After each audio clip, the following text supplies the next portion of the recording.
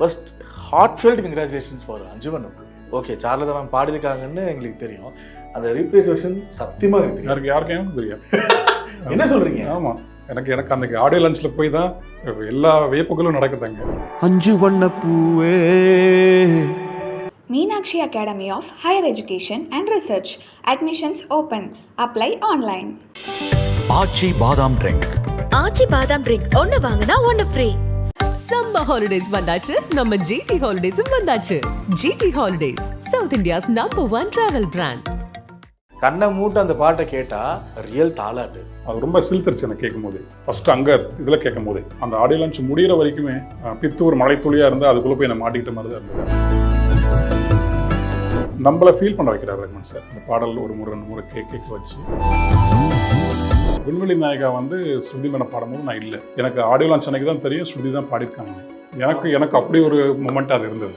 அப்படியே ஆர்ப்பரிக்கிறாங்க, ஒரு நின்று இடத்துல நின்று ஆர்ப்பரிக்கிறாங்க. அப்படியே அப்போ ஒரு பேர் அலையப்பா இது அப்படிங்கிற மாதிரி இருந்தது.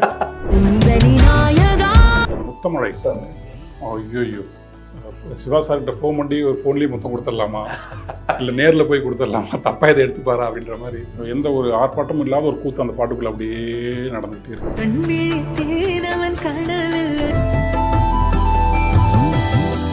கார்த்திக் நேதா சார், வணக்கம். வணக்கம் தோழர், எப்படி இருக்கீங்க? ரொம்ப நல்லா இருக்கு. நானும் கார்த்தி தான். Karthik speaking to Karthik. Yes, and I think இன்னும் ஒரு 10-15 வருஷத்துக்கு இந்த பாடல் வந்து அவ்வளோதான் பிளேலிஸ்ட்டை ரூல் பண்ண போகுது அப்படிங்கிற மாதிரி தான். விண்வெளி நாயகன் அது இருக்கும். First heartfelt congratulations for Anjuman பூவே. பிகாஸ் இப்போ சூப்பர் சிங்கரில் ரீசெண்டாக வந்தப்போ கமல்ஹாசன் சார் சொல்லியிருந்தாரு, இப்போ உங்களுக்கு யாராவது லவ் லெட்டர் எழுதியிருக்காங்களா அப்படின்னு சொல்லிட்டு பிரியங்கா அவங்க கேட்க, இப்போ அவர் கொடுத்துருக்காரு அப்படின்னு சொல்லிட்டு ஏஆர் ரஹ்மான் சாரை கை காட்டி விண்வெளி நாயகனும் அஞ்சுமன் பூவே ஓடிக்கிட்டே இருக்கு, அவ்வளோ இத்தனை காலகாலத்துக்கு நிற்கும்னு சொல்லியிருந்தாரு. ஸோ அப்படிப்பட்ட லெஜெண்டுக்கே அப்படி இருக்கும்போது அப்போ நான் எங்களை மாதிரி ஆட்கள் யோசிச்சுப்பாங்க. எஸ், ஃபர்ஸ்ட் இந்த மாதிரியான வார்த்தைகள் வந்து நீங்கள் ஆர்ட்ஸ்டைலிஸ்ட் சொன்ன மாதிரி தான், தக்லீஃப் ஆர்டினன்ஸ் சொன்ன மாதிரி தான், இதெல்லாம் கனவுலையும் தாண்டின ஒரு விஷயம் மாதிரி இது. ஸோ அந்த மூமெண்ட்டு ப்ளீஸ். மகிழ்ச்சி, இயல்பாகவே மகிழ்ச்சி இருக்குது. நான் என்னோட கனவும் கூடங்கிறதுனால அதையும் மீறி இப்போ என்னென்னா அடுத்தடுத்து நான் எழுதக்கூடிய பாடலில் வந்து ஒரு எத்திக்ஸை கடைபிடிக்கணும் அப்படிங்கிறது நான் ஆல்ரெடி அப்படி தான் பண்ணுவேன். இப்போ இன்னும் அதில் சரியாக செய்யணும். வெறும் பாடலாக மட்டும் அது இல்லாமல் எப்படி ஒரு பாப் மேர்லியோட பாடல்கள், ஜான் லெனான், இந்த மாதிரி வெஸ்டர்ன் கண்ட்ரீஸில் மைக்கேல் ஜாக்சன், அப்படி நிறைய பேர் இருக்காங்க இல்லையா, அங்கே தமிழ்லையும் அந்த மாதிரி நிறைய பேர் இருக்காங்க. ஆமாம், இங்கே நம்ம கம்யூனிஸ்ட் தோழர்கள்லாம் பாடல் வாயிலாகத்தான் எல்லாத்தையுமே தெரிவித்தாங்க, பாரதி உட்பட.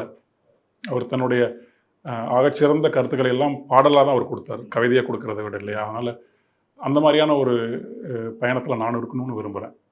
வெறுமனே ஒரு பாடல் எழுதணும், அந்த பாடலின் மூலமாக சம்பாரித்தோம் அப்படிங்கிறது இல்லாமல், அந்த பாடல் வந்து இருக்கிற ஒட்டுமொத்த சமூக மக்களோட ஒரு உரையாடலாக, ஒரு பொய்ட்டிக்கான ஒரு உரையாடலாக இருக்கணும், அல்லது ஒரு ஷேரிங்காக இருக்கணும் அப்படின்னு நான் விரும்புகிறேன். இனிமேல் போகிற பாடல்கள்லாம் அப்படியான ஒரு இதோடு இருக்கணும். இதுக்கு முன்னாடி பண்ணியிருக்கீங்க, அது வந்து ஒரு சின்ன சின்ன விதைகளாக இருந்திருக்கும். அது இதுக்கப்புறம் இதுக்கப்புறம் ஆமாம், அதில் நான் எங்கேயும் அசைஞ்சிடக்கூடாது அப்படிங்கிறத உறுதியாக இருக்குது. இப்போது உறுதியாக, ஆமாம், மாறவே கூடாது. ஓகே, ஆமாம், அந்த மாதிரியான வாய்ப்புகள் குறைஞ்சாலுமே இப்போது இந்த இண்டிபெண்ட் தன்னிச்சையான பாடல்கள் உள்ள தனி பாடல்கள்லாம் வர ஆரம்பிச்சிருக்கு இல்லையா, அது இன்னும் ஒரு நல்ல வரவேற்பு தான். அந்த மாதிரி இடத்துல ஒருவேளை சினிமாக்குள்ளே இந்த மாதிரியான பாடல்கள் எழுத முடியலனாலும் அந்த பிளாட்ஃபார்ம்ஸை நம்ம யூஸ் பண்ணிக்கலாம் அப்படின்னு இன்னும் கொஞ்சம் தீவிரமாயிருக்கு. சொல்ல வேண்டிய விஷயம் நிறையா இருக்குது. அதனால் ஸோ அதுக்குண்டான ஒரு பெரிய பூஸ்டாக இந்த படம் இருக்குது. ஆமாம், இப்போ எனக்கு கார்த்திக் நேதாக்கு இந்த மாதிரி பாடல் கொடுக்கலாம் அப்படின்னு சில பேர் வராங்க இல்லையா. முன்னாடி நான் குறிப்பிட்ட வகையான பாடல்கள் மட்டும்தான் எனக்கு அமைஞ்சிருக்கு, அதெல்லாம் முடிஞ்ச வரைக்கும் நம்ம நல்லா தான் செய்கிறோம். இப்போ இந்த மாதிரி கார்த்தி எழுதுவார், அந்த மாதிரி எழுதுவாருங்கிற ஒரு இடத்துக்கு வந்திருக்கும். அதனால் அந்த மாதிரி வாய்ப்புகள் வரும் நம்புகிறேன். இல்லை, அது எங்களுக்கும் சர்ப்ரைஸ் தான். பிகாஸ் வந்து நான் பர்சனலாக சொல்கிறேன், எனக்கு பர்சனலாக வந்து கார்த்திகை தான் வந்து நீங்கள் கொடுத்துட்டீங்கன்னா போதும், இந்த மாதிரி பொயட்டிக்காக அது பாட்டுக்கு வந்துடும் அப்படிங்கிற மாதிரி. நாட் ஓன்லி 96 மையழகன் அப்படிங்க மட்டும் நான் சொல்ல, நீங்கள் பண்ணதில் ஒரு ஃபாலோஅப் நான் பண்ணியிருக்கேன். அது ஏன்னா ஒரு அந்த வார்த்தைகள் யூஸ் பண்ணுறது அது பயங்கரமாக இருக்கும். டப்புன்னு அஞ்சுமன் பூவே அது கைண்ட் ஆஃப் கார்த்திக் நேதா அவரோட ஸ்டைலில் இருந்தது. பட் விண்வெளி நாயகா வந்து இது அவ்வளோதான், இது நீங்கள் சொன்ன மாதிரி தான், இதுவும் பண்ணுவேன்டா நான் அப்படிங்கிற மாதிரியான ஒரு ஸ்டாண்டர்டில் இருந்தது.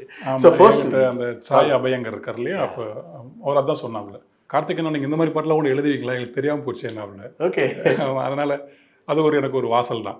அதுலேயும் சரியான தமிழை ஒரு அழகியலோட கூடிய கவித்துவமான பாடல் எழுதணுங்கிறது தான். சூப்பர். ஸ்டார்ட் வித் விண்வெளி நாயகன், அதுலேருந்து ஆரம்பிப்போம். பிகாஸ் எங்களுக்கு வந்து ஃபஸ்ட்டு அது பாட்டு எப்படி இருக்க போகுதுன்னு தெரியாது.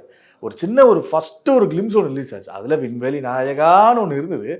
பட் டக்குன்னு பார்த்தா ஸ்ருதிஹாசன் அந்த பாட்டை பாடுறாங்க, நீங்கள் எழுதியிருக்கீங்க. அது லைவ் பெர்ஃபார்மன்ஸ் பார்க்கும்போது எங்களுக்கு பயங்கரமாக இருந்தது. ஃபர்ஸ்ட் அந்த ஒரு மூமெண்ட் எப்படி இருந்தது ஸ்ருதிஹாசன் அவர்களோட? பிகாஸ் இப்படி வச்சுருக்காங்க, ஒவ்வொரு வார்த்தைகளுக்கும் நீங்கள் லிப்ஸிங் பார்த்தீங்கன்னா அவ்வளோ பர்ஃபெக்டாக இருந்தது. ஸோ ஃபர்ஸ்ட் அந்த விண்வெளி நாயகா அந்த பர்ஃபார்மன்ஸ் லைவாக பார்த்ததுல அந்த எக்ஸ்பீரியன்ஸ் எப்படி? எனக்கு என்ன, அந்த அஞ்சு வண்ண பூவை வந்து சாரு பாடும்போது நான் கூட இருந்தேன். நான் அங்கேயே ஒரு ஆழமான அனுபவத்துக்குள்ளே ஆட்பட்டு ஒரு அனங்குற்ற மாதிரி தான் இருந்தேன் ரெக்கார்டிங். ஆமாம். ஆனால் விண்வெளி நாயகா வந்து ஸ்ருதி மேடம் பாடும்போது நான் இல்லை. எனக்கு ஆடியோ லான்ச் அன்னைக்கு தான் தெரியும் ஸ்ருதி தான் பாடியிருக்காங்கன்னு. எனக்கு அப்படி ஒரு மொமெண்ட் அது இருந்தது.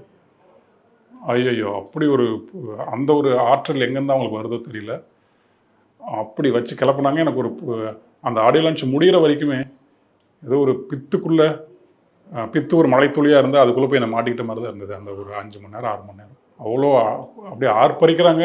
ஒரு நின்று இடத்துல நின்று ஆர்ப்பரிக்கிறாங்க. இடையா போகுது பேர் அலையப்பா இது அப்படிங்கிற மாதிரி தான் இருந்தது. ஒரு அருவி முன்னாடி நான் போய் நின்னமா, நம்ம எந்த சொற்களுமே இல்லாமல் எந்த உணர்வுகளும் அப்படியே உறைஞ்சு போய் நிற்போம் இல்லையா அந்த அருவியை பார்க்கும்போது, அப்படி ஒரு உணர்வு தான் எனக்கு இருந்துச்சு. ஒன்று இப்படி பறந்துகிட்டு இருக்கு, குரலால் பறந்துகிட்டு இருக்கேன்ற மாதிரி. இல்லை, அதுதான் கேட்குறேன். ஏன்னா நாங்கள் வீடியோவில் பார்த்துட்டு இருந்தோம், ஓகே, எங்களுக்கே அப்படி இருந்தது. நீங்கள் லைவில் கேட்கும்போது இப்போ நீங்கள் சொன்ன உணர்வு மாதிரி தான். ஆமாம், அப்படி தான் இருந்தது அந்த அப்படியாப்பா. ஓகே, இப்போ ஒரு ஆக்டருக்கு ஒரு பட்டம் ஒன்று இருக்குது, அதை வச்சு ஒரு லிரிக் எடிட்டை கொடுத்துட்டா நீங்கள் பூந்து விளையாடுங்க அப்படின்னு சொல்லிட்டா அவங்க அதை வந்து ஷூட் பண்ணுவாங்க. பட் எத்தனை அந்த ரைட்டர்ஸ்க்கு இப்படி அமையும் அப்படிங்கிறது தெரியாது. அந்த விண்வெளி நாயகன் அப்படிங்கிற ஒரு டேகை கிரியேட் பண்ணுறது ஒன்று இருக்குல்ல, அது பொறுத்துனா ஓகே, அது நார்மலாக சொல்கிற மாதிரி மட்டும் இருக்கக்கூடாது. அதை யாருக்கு சொல்கிறோம், எந்த ஒரு மனுஷனுக்கு நம்ம சொல்கிறோம், எப்பேற்பட்ட உயரத்தில் இருக்காரு அப்படிங்கிறதுக்கு ஒன்று இருக்குது. எனக்கு நான் பர்சனலாக அந்த ஃபீல் எப்போ இருக்குன்னு நான் கேட்கணும்னு ஆசைப்பட்றேன் சார்.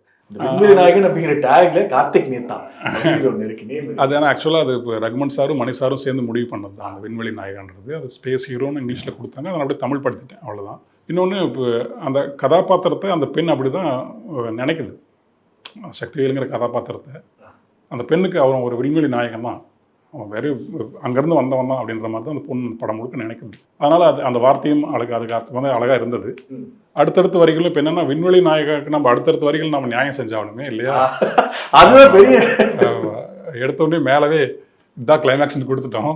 இப்போ படத்தை வந்து நம்ம சரியாக நகர்த்தி முன்னாடி கொண்டு போகணும், ஸ்க்ரீன்ல கரெக்டாக. ஆமாம், அதுக்கடுத்து அதுக்கேற்ற மாதிரி சரி அது கொஞ்சம் கூட சிதைய வேண்டாம்ங்கிறதுனால தான் பெரும்பாலும் அந்த விண் சார்ந்த சொற்கள், விண் சார்ந்த உணர்வுகள், அந்த விடியல் இதெல்லாம் கொண்டு போனது. ஆமாம், பிரம்மாண்டமாக இருக்கிறது நிறையா அந்த பாடல்கள் இருக்கும், அருவி இருக்கும், அதுக்கு முரணான மௌனம் நீ, இப்படி ஒன்று ஒன்றா போனது காரணம்னா, நீ என்னால் புரிந்து கொள்ள முடியாதவன் தான், ஆனால் உன்னை நான் விரும்புகிறேன் அப்படிங்கிற ஒரு இதுதான். நிச்சயகரமாக வா. இல்லை, கமல் சாரோட ஸ்டைல் ஒன்று இருக்கும்ல, அவர் ஒன்று சொல்லுவார், அது வந்து அந்த வார்த்தை சொன்னது பவர்ஃபுல், டக்குன்னு யோசிச்சு பார்த்தா என்ன எவ்வளோ பவர்ஃபுல்லாக சொல்லிட்டாருன்னு சொல்லிட்டு கொஞ்ச நேரம் அப்புறம் அது மாதிரி தான் அந்த லிரிக்ஸும் கமல் சாரோட ஸ்டைல்லே இருக்கவும் அது இன்னும் பயங்கரமாக கனெக்ட் ஆயிடுச்சு. பெருசாக வந்து ரகுமான் சார் எதுவும் ரியாக்ட் பண்ண மாட்டார் சார். அவர் ரியாக்ட் பண்ணாரா? இல்லை, அவர் ஒரே ஒரு சிரிப்பு மட்டும்தான் அவர்கிட்ட இருந்தது. சிரிப்பு ஒரு பூர்வத்தோட நம்பர் உயர்த்தினார், எனக்கு அதுவே போதுமானதாக இருந்தது. ஏன்னா முதல்ல அவருக்கு எழுதுகிறேன், இடையில நிறைய படங்கள் எழுத வாய்ப்பு அமைஞ்சு அது எல்லாமே கொஞ்சம் கிட்ட நெருங்கி மிஸ் ஆகி போச்சு. மணிசாருக்கும் அதே மாதிரி தான், ஒரு ஆஃபீஸ்க்கும் போய் பார்த்து அப்புறம் சரி நடக்கலை. கூட போனஸாக சிம்பு இருக்காப்புல, கமல் சார் இருக்கார், த்ரிஷா, அசோக் செல்வன், இப்படி ஒரு ஜோஜ் குட்டி வேறு.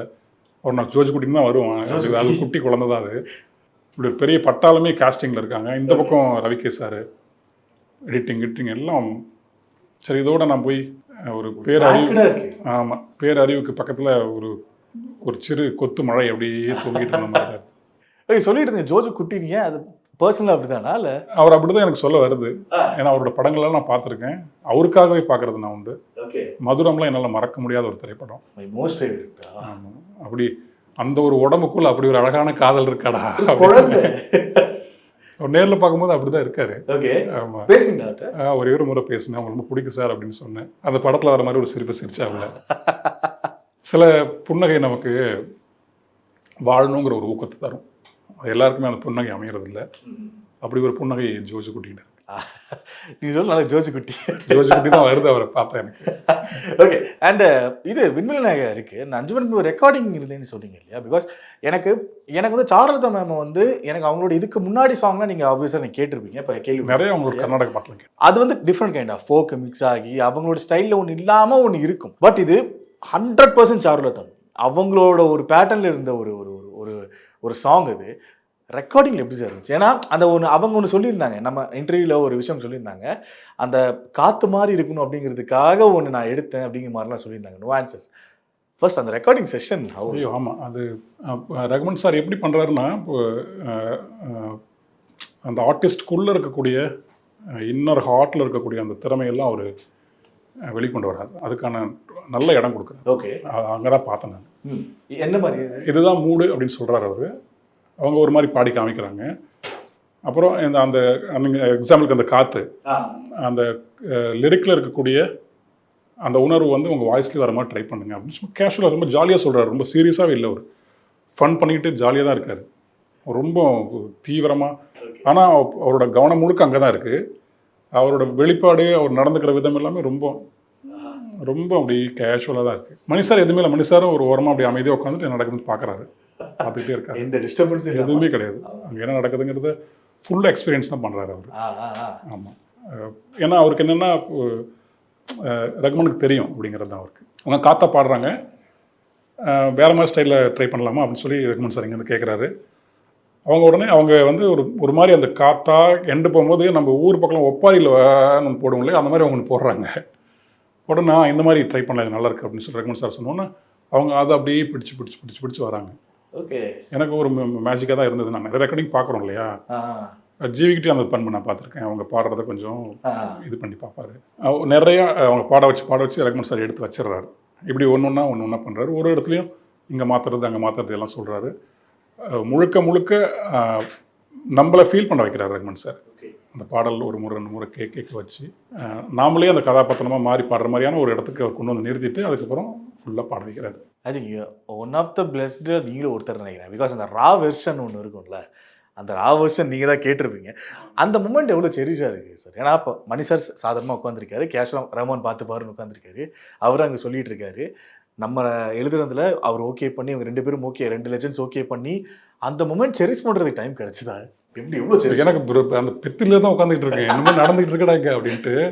அந்த ஏங்காதேங்கிற இடமும் அதே மாதிரி அவ்வளோ அழகாக இது பண்ணாங்க. ஓகே. ஆமாம். ரகுமான் சார் இங்கேருந்து பாடி காமிக்கிறாரு.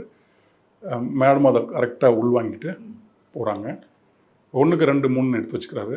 அப்புறம் சும்மா மேடம் அந்த ரெக்கார்டு ஆன்லைன் தான் இருக்குது, அவங்க எதனா பேசுறது அந்த சிரிக்கிறது அந்த மாதிரி இருந்தால் கூட அவர் அது வேஸ்ட் பண்ணுறதில்ல, அதையும் எடுத்து வச்சுக்கிறாரு. அப்படியா? ஒரு வேளை அதை வச்சு கூட யூஸ் அப்படின்னா ஓகே.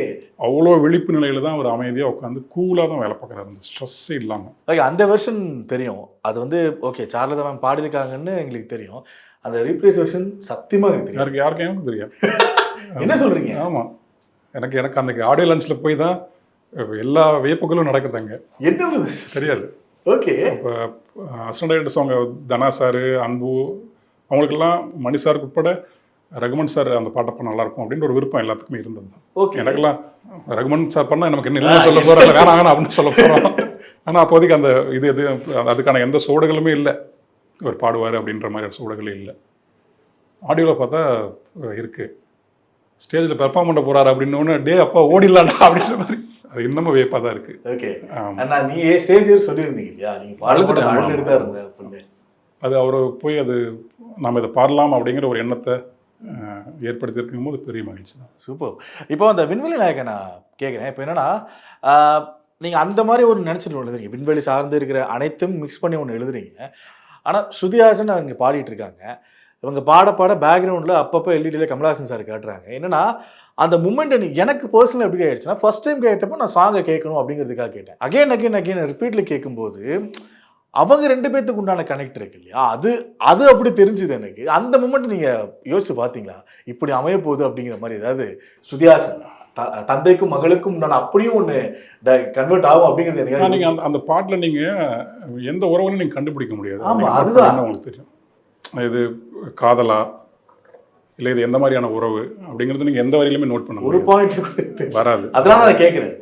ஆமாம், அந்த கல்வேரி இரவிலேங்கிற ஒரு இடம் ஒன்று இருக்கும். பிறகு வந்து அன்றொரு நாளிலே கனவினுக்கு அலையின் மேலே அலையப்பில் இருந்தோம். இது நீங்கள் எதை வச்சுமே இது என்ன மாதிரியான உறவு அப்படின்னு நீங்கள் ஜட்ஜ் பண்ணவே முடியாது. ஆனால் ஒரு ஆன்மா ஒட்டிய ஒரு உறவு அப்படிங்கிறது மட்டும் அந்த வரிகளில் தெரியும். ஒரு சோல் அப்படிங்கிறது மட்டும். ஆமாம், இது நீங்கள் எந்த உறவுக்கும் இதை ஒட்டி வச்சுக்கலாம் அப்படின்ற மாதிரி தான். அதனால் அவங்களுக்கும் அது ஒட்டிக்கும். ஸோ அதனால தான் நான் கேட்டேன், எங்கேயுமே பிச்சாவளி எப்படி இது கரெக்டாக ஒட்டும் வேற நல்ல ஃப்ரெண்ட்ஸ்குள்ளே அது இருந்தாலும் அது ஒட்டிக்கும் அந்த பாடல். இந்த ட்ராக்ல நான் நேற்று மட்டுமே ஒரு 30-40 முறை கேட்டிருப்பேன். நான் அதை அடுத்து கேட்கலான்னு இருந்தேன். எஸ் ப்ளீஸ், நீங்களே சொல்லுங்க. அந்த முத்தமழை சாங். ஐயோ, சிவா சார்கிட்ட ஃபோன் பண்ணி ஒரு ஃபோன்லேயே முத்தம் கொடுத்துடலாமா, இல்லை நேரில் போய் கொடுத்துடலாமா, தப்பாக இதை எடுத்துப்பாரா அப்படின்ற மாதிரி அவ்வளோ அருமையான வரிகள். அதில் எளிமையான வரிகள் தான், எந்த ஆர்ப்பாட்டமும் இல்லாமல். சரணத்தில் அருமையாக எழுதியிருப்பார். காலை கனவினில் காதலித்தேன், கண் விழித்ததும் உன்னை காணலை. இந்த காலை கனவுல காதலிக்கிறது ஒரு இடம் இருக்கு இல்லையா, அதில் ரொம்ப அழகாக அது ரொம்ப சிலுத்துருச்சு எனக்கு கேட்கும் போதே. ஃபஸ்ட்டு அங்கே இதில் கேட்கும் போதே. அப்புறம் நான் காதலி நீ காதலன், இதை தவிர எனக்கு வேறு எந்த வேஷமும் வேணாம் அப்படின்னு ஒரு வரி அந்த பாட்டில் வருது. இதெல்லாம் ஒரு அழகான ஒரு இடம், ஒரு பாடலுக்குள்ளே பொருத்தி வர்றது. ஆமாம், மியூசிக்காக எடுத்துக்கிட்டு அந்த பாட்டுக்குள்ளே லேயர்ஸாக ஏஆர் ரஹ்மான் சாரோட அந்த அன்பு, அந்த கலையின் மேல் அவருக்கு இருக்கக்கூடிய தாகம், இசையின் மேல் இருக்கக்கூடிய அந்த வேட்கை, இதெல்லாம் அப்படியே படிப்படியாக இருக்குது. இல்லை பர்சனல் எனக்கு மியூசிக் பற்றி அவ்வளோ தெரியாது, கேட்டால் அப்படி எனக்கே தெரியுது இதில் அவ்வளோ இது பண்ணியிருக்காரு அப்படின்னு. ஆமாம், ஒரு சாண்டிங் கேட்போம் இல்லையா நம்ம, ஒரு ஒரு மந்திர உச்சாடனம் கேட்குறது எப்படி இருக்குமோ அந்த மாதிரி தான் அங்கே லைவில் பார்க்கும்போது இருந்தது. சரி, லைவில் எப்பவுமே அந்த மாதிரி இருக்கும் இல்லையா, ஒரு கோயிலுக்குள்ளே போய் 4 கோயில் மணி அடிச்சுங்களா நமக்கு சாமி வந்துடும். எக்ஸாக்ட்லி. வீட்டில் வந்து ட்ராக்காக போட்டு ஹெட்ஃபோன்ஸில் கேட்டாலும் அதுக்கு மேலே மண்டை தூக்குது. ஆமாம், அவங்க தீ பானதாகட்டும், அன்றைக்கி ஸ்டேஜில் சின்மை மேம் பானது ஒரு மந்திர உச்சாடனம் தான். அது ஒரு மோகன என்ன சொல்கிறது, மோகன சன்னதம் அது. ஆமாம், ஒரு ஊழி கூத்து தான் அந்த பாட்டு. இல்லை நான் இப்போ அடுத்து சொல்ல வந்தது அதுதான். ஏன்னா ரொம்ப நாளைக்கு அப்புறமா நான் இதை பர்சனலாக ரொம்ப ஓப்பனாகவே சொல்கிறேன், ரொம்ப நாளைக்கு அப்புறமா ஒரு ஆல்பமாக ஃபுல்ஃபில் ஆகுறது அப்படிங்கிறது ரொம்ப ரொம்ப கஷ்டம். இப்போ இருக்கிற காலகட்டத்தில் பாட்டுகளே குறைஞ்சிட்டு வருது. இந்த டைமில் இவ்வளோ பெரிய படம் ரிலீஸ் ஆகுது, இதில் எப்படி இருக்க போகுதுங்க எதிர்பார்ப்பை தாண்டி ஒரு ஆல்பமாக ஃபுல்ஃபில் பண்ணியிருக்காங்க. உங்களோட நீங்கள் எழுதின 2 பாடல்களாக இருக்கட்டும், முத்தமழை, கரஞ்சனுக்கு ஏற்ற மாதிரி புதுசாக இருக்காது, பூந்து விளையாட்டாப்ல. அப்புறம் ரக்ஷிதா அவங்க எழுதணும் பாடின ஒரு பாட்டு எல்லாமே பயங்கரம். அது ஆல்ரெடி 2 பாட்டு வந்து பயங்கர ஹிட்டு. இது வந்து எனக்கு ஃபுல் பேக்கேஜாக இருந்தது, ரொம்ப ரொம்ப ஆத்மார்த்தமாக இருந்தது. அதுதான் வந்து இப்போ நீங்கள் சொன்ன வார்த்தைகள் மாதிரி முத்தமழை நீங்கள் சொன்னீங்க. ஆமாம், முத்தமழை உண்மையாலுமே ஒரு கூத்து நடக்குதாங்க, ஒரு அமைதியான எந்த ஒரு ஆர்ப்பாட்டமும் இல்லாத ஒரு கூத்து அந்த பாட்டுக்குள்ள அப்படியே நடந்துகிட்டே இருக்கு. எனக்கு இப்போ நீங்கள் சொன்னதுக்கப்புறம் அந்த ரீப்ரசன்டேஷன் உங்களுக்கே தெரியாதுன்னு சொன்னீங்களா, ஏஆர் ரஹ்மான் சார் பாடு. ஆமாம், சுத்தமாக தெரியாது. நான் கண்ணை மூட்டு நான் உங்ககிட்ட எதுவுமே கேட்கல, என்னோட எக்ஸ்பீரியன்ஸ் மட்டும் நான் ஷேர் பண்ணுறேன். கண்ணை மூட்டு அந்த பாட்டை கேட்டால் லாஸ்ட்டில் ஏதோ ஒரு சம்பவம் நடக்குது. அது நான் நினச்ச சம்பவம் அப்படியே இருக்கட்டும், படத்தில் ஒரு சம்பவம் நடக்குது, அப்படியே ஃபிலிம் பை மணிரத்னம்னு போகுது, அப்படியே எண்டு கார்டு போகுது. அப்படின்னா ரியல் தாலாட்டு அது அப்படி இருந்தது. அதை நான் எக்ஸ்பீரியன்ஸாக நான் யார்கிட்ட ஷேர் பண்ணுறேன்னு தெரியல. அதில் ஒரு மிகப்பெரிய பார்ட்டாக இருக்கீங்க, அதனால் உங்ககிட்ட ஷேர் பண்ணிக்கலாம் அப்படிங்கிறதுக்காக சொல்லுறது. சார் சொன்னும் போது அது ஒரு தாலாட்டு மாதிரி இருக்கலாம் கார்த்திக் அப்படின்னு தான் சொன்னார். அதனால் எனக்கு அது ரொம்ப விருப்பம். எப்பயுமே நாட்டுப்புற வரிகள் எழுதுறது. என்னோட ஆரம்ப கட்டத்தில் நாட்டுப்புற வரிகள் எழுதி தான் நான் நல்லா மக்கள் மத்தியில் போரானே தாமிரபரணி இப்படியெல்லாம். அதனால் ரொம்ப நாளைக்கு அப்புறம் ஒரு சொந்த மொழினா எனக்கு நாட்டுப்புற மொழி தான். என்னுடைய அகத்தினுடைய மொழி அதுதான். மூளையினுடைய மொழி வேணால் நம்ம செறிந்த தமிழாக இருக்கலாம். அதை எழுதும்போது என்னை அறியாமல் அப்படியே எழுதணும். தக் லைஃப் பாடலை கேட்டுட்டு என்னுடைய முதல் பட இயக்குனர் துரை சார் ஃபோன் பண்ணார், தொட்டுசியா டைரக்டர். கார்த்திக் பெருமையாக இருக்குடா, இன்ஷால்லா உன்னை கடவுள் பார்த்துப்பான்டா, அதில் சொல்கிறது இருக்குல்ல. அதுக்கப்புறம் எல்லாருமே நான் வேலை செஞ்ச இயக்குனர்கள், நான் வேலை செய்யாத நான் வியந்த இயக்குனர்கள், இவங்க எல்லாருமே அழைச்சி சரியான வாசல் திறந்திருக்கு, சிறப்பாக நீ செய்ய போகிற செய் அப்படின்றாங்க. இவங்க சொல்லும் போதெல்லாம் தான் பீதியாவது, நான் பாட்டுக்கு இறங்கி வேலை மாதிரி குத்திக்கிட்டு போகிறோம், சரியாக போகணும். நண்பர் என்ன சொன்னார்? அவருக்கு என்ன, அவருக்கு தான் ஃபஸ்ட்டு ரெக்கார்டிங் 2023 வாக்கில் நடந்தது. சரி, இதில் 23 ஓகே. அவ்வளோ ரஹ்மான் சார் அவ்வளோ கடுமையாக உழைக்கிறாரு, வெளியே தெரியறதில்ல யாருக்கும். நாம் எழுதி கொடுத்துட்டு போயிடுறோம், பாட்டு வந்துடுதுன்னு நினைக்கிறோம். அவரோட அந்த ஒரு பாட்டுக்குள்ளே அவர் செய்கிற வேலைங்கிறது வந்து கொஞ்சம் நஞ்சம் கிடையாது. அதற்கு தான் அவர் நேரம் ஆகுது. அதுதான் வெளியே வரும்போது இப்படி இருக்குது. முத்தமலை மாதிரி இருக்குது. முத்தம் கொடுக்குது அந்த டியூன் நமக்கு இல்லையா, அவ்வளோ கடுமையாக வேலை செய்கிறார் அவர். அந்த ஒரு ஸ்டில் ஒன்று இப்போ வந்திருக்கும் சோஷியல் மீடியாவில், நீங்கள் பார்த்துருப்பீங்க. மணி சார் நிற்பார், ரகுமான் சார் நிற்பார், நான் உட்காந்துட்டு இருப்பேன். அது அங்கே அன்றைக்கி தான் எடுத்தது. அது முதல்ல நான் பிரேம் எனக்கு தான் நினச்சேன். அதன் பிறகு தான் எங்கள் அப்பா அம்மாக்கே நினச்சேன். ஆமாம், டேய் என்னடா அது அப்படின்னாரு. நீங்கள் போட்ட பாதை போயிட்டுருக்கேன் அப்படின்னு சொன்னேன். இப்போ இவங்க எல்லாருக்குமே சேர்ந்து ஒன்று இருக்குது. இவங்க எல்லாரோடைய அன்பும் இப்போ என் கூட இருக்கு இல்லையா, நான் இதோட தான் நான் போய் ஆகணும். நான் பாட்டுக்கு தனியாக நான் ஒன்று செய்ய முடியாது, செய்யக்கூடாது.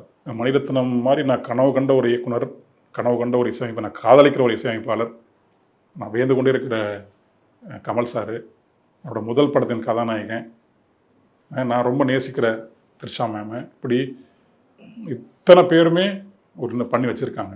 எல்லாம் அமைஞ்சு போச்சு இல்லை, எனக்கு வாழ்க்கையில் எல்லாமே அமைஞ்சு போனதான் எனக்கு. நான் காதலேன்னு நீங்கள் எதுல வரிகளில் த்ரிஷா நடந்து வரும்போது அப்படி இருந்தது. இப்போ அவங்க படங்களுக்கு இவ்வளோ பேருடைய அன்புக்கும் நான் ஒரு நியாயம் செய்யணும்னா நான் நியாயமாக தான் இருந்தாகணும், வேறு வழியே இல்லை. இது பொன் சங்கிலின்னு பழைய சொல்ற மாதிரி வச்சிருக்காங்க மேலே, அதுக்கு பார்த்து வச்சுக்கணும் நம்ம அப்படிங்கிற மாதிரி சரியாக நடந்துக்கணும். இப்போ இவங்களுக்கெல்லாம் நான் ஒரு நன்றி செய்யணும்னு என்ன பண்ண முடியும் இல்லையா, எதை கொடுத்தாலும் ஆகாது இல்லையா. என்னுடைய நியாயமான ஒரு அழகான வளர்ச்சி மட்டும்தான் அதுக்கான ஒரே ஒரு நன்றியாக இருக்க முடியும். எங்கள் அப்பா அம்மா உட்பட, எங்கள் அண்ணனோட, எங்கள் தம்பி உட்பட, என்னோட மனைவி, குழந்தை உட்பட இவங்க எல்லாருக்குமே நான் செய்கிற நன்றினா, இனிமேல் நான் போகக்கூடிய பாதை சரியாக இருக்கணும். சும்மா அந்த மண்டைக்குள்ளே அகந்தையெல்லாம் வச்சுக்கிட்டு நான் யார் தெரியுமான்னு தலைமையில் காலை வச்சுட்டுலாம் சுற்றக்கூடாது. ஒழுங்காக நல்லா கற்றுக்கணும், அருமையான பாடல்களை மக்கள் கொடுக்கணும். எப்படி முத்துக்குமார், கண்ணதாசன், வைரமுத்து இவங்க பாடலெல்லாம் சாலை மனிதர்களுக்கும் ஒரு நிறைவை தந்து தூக்கம் வைக்குதோ, அந்த மாதிரி என்னோடய பாடல் தூங்க வைக்கணும். ஒரு கற்பூர பொம்மை இந்த பாடல் இருக்கணும், தாளாட்டணும். அது ஒன்று தான் இப்போதைக்கு தோணுது. சூப்பர். அதுக்கான வாய்ப்புகள் இருக்கு. ஏன்னா நீங்கள் தகவல் ஸ்டேஜில் சொன்ன மாதிரி தான் அந்த கண்ணே கலைமானே மாதிரி நான் வரிகள் எழுதணும் அப்படிங்கிற. ஆமாம், அந்த எளிமையை கூடி வரணும், அது வந்துடும். இல்லை வந்துட்டு தான் இருக்கு, இல்லை நல்லா வரணும், நல்லா வந்து அப்படியே தன் போக்கில் வரணும். நான் சிந்திச்சு வராமல் அப்படி பேனா தொட்டோன்னு கொட்டிடணும். ஆமாம், எஸ், அது ஆப்வியஸாக இருக்கும். எங்களுக்கு தெரியுது, அது உங்களுக்கு கூடிய சீக்கிரம் அது ரியலைஸ் ஆகும். So thank you so much sir. Once again எனக்கு ரொம்ப ரொம்ப சந்தோஷமாக இருக்குது. ரொம்ப நாளுக்கு அப்புறம் ஒரு உணர்வு பூர்வமான ஒரு நேர்காணல் இல்லை, ஒரு ஜஸ்ட் இன்ட்ராக்ஷன் அப்படி பண்ண மாதிரி தான் இருந்தது. So thank you so much. So ஒரு ஹேம்பர் ஆச்சி அவங்க அடையாளம் சார், மகிழ்ச்சி. எஸ் சார், ரொம்ப நன்றி, ரொம்ப நன்றி. So thank you so much sir. ரொம்ப நன்றி, ரொம்ப நன்றி. Meenakshi Academy of Higher Education and Research. Admissions open. Apply online. ஆச்சி பாதாம் ட்ரிங்க். ஆச்சி பாதாம் ட்ரிங்க் ஒன்னு வாங்கினா ஒன்னு ஃப்ரீ. சம்மர் ஹாலிடேஸ் வந்தாச்சு, நம்ம ஜிடி ஹாலிடேஸும் வந்தாச்சு. GT holidays, South India's number 1 travel brand.